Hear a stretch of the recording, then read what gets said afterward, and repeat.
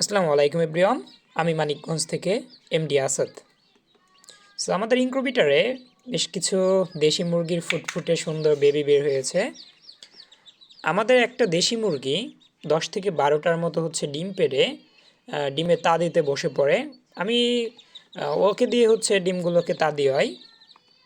আলহামদুলিল্লাহ সবগুলো ডিম থেকে হচ্ছে বাচ্চা বের হয়েছে, আর সবগুলো বাচ্চার গ্রোথ মাশাল্লাহ অনেক ভালো।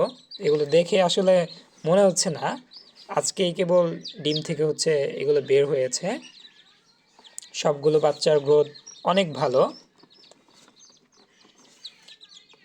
এখন যেহেতু তীব্র শীত, সো এখন যদি আমি মুরগি দিয়ে বাচ্চাগুলোকে ন্যাচারালি রাখি, সো সেক্ষেত্রে দেখা যাবে বাচ্চাগুলো কিন্তু সারভাইভ করবে না। এত পরিমাণ শীত বাহিরে সবাই জানেন।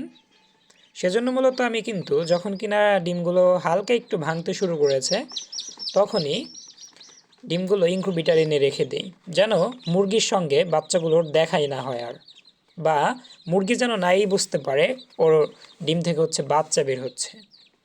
আর এদিকে হচ্ছে আমাদের একটা ঝুটিওয়ালা হাঁসের বেবি বের হয়েছে।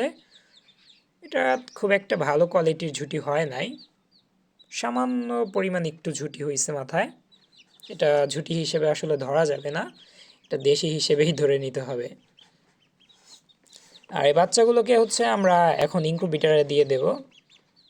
এই বাচ্চাটা হচ্ছে সম্ভবত একটু প্রবলেম, মানে পিছনের দিকে একটু কাত।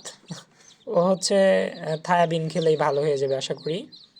ওর পায়ে একটু প্রবলেম হয়তো হয়েছে। যাক আলহামদুলিল্লাহ বাচ্চাগুলো সবগুলোই সুস্থ সবল।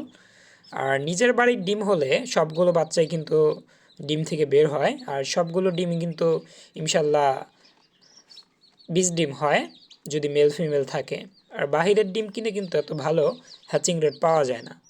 সেজন্য আমি কিন্তু আপনাদের বলবো, যদি দেশি মুরগির বাচ্চা ফোটানোর ইচ্ছে হয় কারো, অবশ্যই কিন্তু আপনার বাসায় প্যারেন্টস রাখতে হবে। ধন্যবাদ সবাইকে।